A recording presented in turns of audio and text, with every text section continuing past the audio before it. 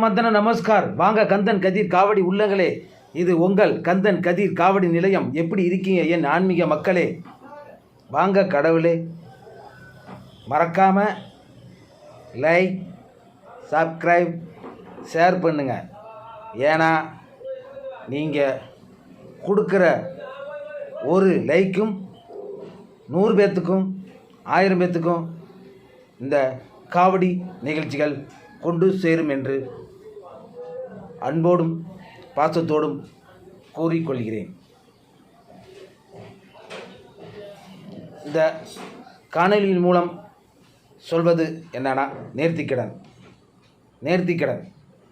இந்த நேர்த்திக்கடன் சொல்கிறதுக்கு முன்னாடி ஒரு அட்வைஸ், அறிவுரை. இதெல்லாம் இந்த கால இளைஞர்களுக்கு சுத்தமாகவே பிடிக்கிறதில்ல. அதனால் இதை அறிவுரை, அட்வைஸுன்னு நீங்கள் எடுத்துக்காமல், இந்த கலியுக காலத்தில் போதை என்னும் பழக்கத்துக்கு மிகவும் அடிமையாகி கொண்டு போய்க்கிறார்கள். இந்த போதை என்பது 1 நிமிஷமோ 5 நிமிஷமோ அவ்வளோதான், அதோட மதிப்பே அவ்வளோதான், கொண்டு போய் சேர்ந்துடும். அதோட பலன்களை பார்த்திங்கன்னா கொடுமையாகவும் பயங்கரமாகவும் இருக்கும். அவ்வளவு இந்த போதை பழக்கங்கள் இந்த வருங்கால சந்ததியான இளைஞர்களுக்கு சொல்லிக்கொண்டு என்னன்னா, தயவு செய்து இந்த பழக்கத்துக்கு அடிமை ஆகி விடாதீர்கள். என் தோழர்களே, என் நண்பர்களே, உங்கள் நண்பனாய், உங்கள் தோழனாய் கூறிக்கொள்கிறேன். இந்த கந்தன் கதிர் காவடி நிலையத்தில் எண்ணற்ற நிகழ்ச்சிகள் உங்களுக்காகவே செய்து தருகிறோம். அலகு குத்துதல், வேல் குத்துதல், பூக்குழி வளர்த்தல், சத்திக்கரகம் வளர்த்தல், முக்கியமாக எங்களின் காவடிகளின் அணிவகுப்பு, அதேபோன்று சந்தனக்காப்பு அலங்காரம், 21 51 தீச்சட்டி போன்ற எண்ணற்ற நிகழ்ச்சிகளை உங்களுக்காகவே செய்து தருகிறோம். உங்கள் திருவிழாவில் உங்கள் கந்தன் கதிர் காவடி நிலையம் இது சம்பாதிக்காக ஏற்படுத்தப்பட்ட நிலையம் அல்ல. நாங்கள் பணம் சம்பாதிக்க ஏற்படுத்தப்பட்ட நிலையம் அல்ல. எங்களால் இயன்றவரை செய்வோம், இல்லாதவர்க்கே என்ற கோட்பாடு கொன்ற கந்தன் கதிர் காவடி நிலையம் எண்ணற்ற நிகழ்ச்சிகளிலும் எண்ணற்ற கோயில் திருவிழாக்களிலும் பல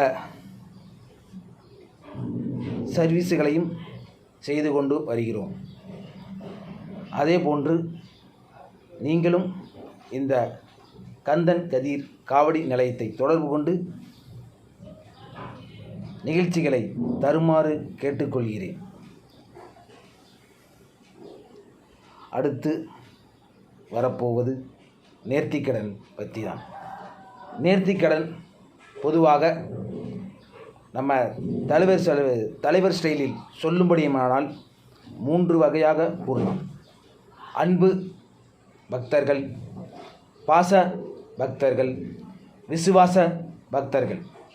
இந்த அன்பு பக்தர்கள் முதலில் வருகிறார்கள். இந்த அன்பு பக்தர்கள்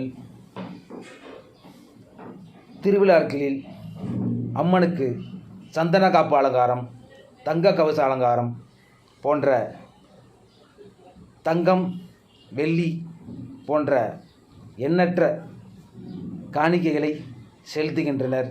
இதுவே நேர்த்தியாகவும் நேர்த்தி கடனாகவும் செய்கின்றனர். இதன் மூலியமாக நான் என்ன சொல்லிக்கொள்வதென்றால், அன்பு பக்தர்கள் எப்போதும்